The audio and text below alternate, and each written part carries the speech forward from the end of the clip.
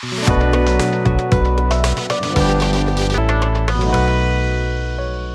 and welcome. In this video, you will learn how to reshape arrays in Python. By the shape of the array, we mean the number of rows and columns.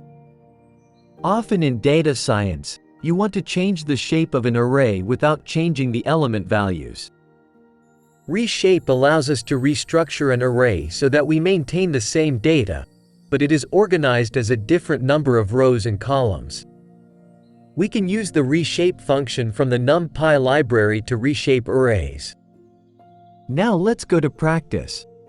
First, we need to import the NumPy library. As an example, we are going to create a 4x3 array using the function array from NumPy.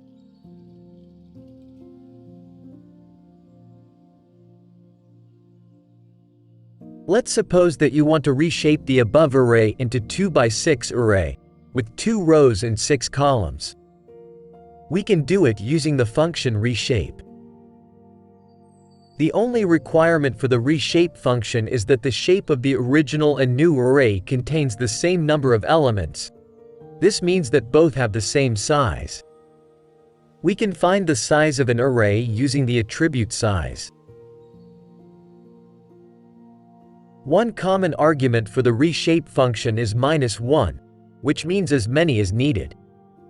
For example, using the argument reshape, -1, 1, means 1 row and as many columns as needed. As you see, the array was reshaped using this code into a row vector. Finally, we can also provide only one integer as an argument for the reshape function.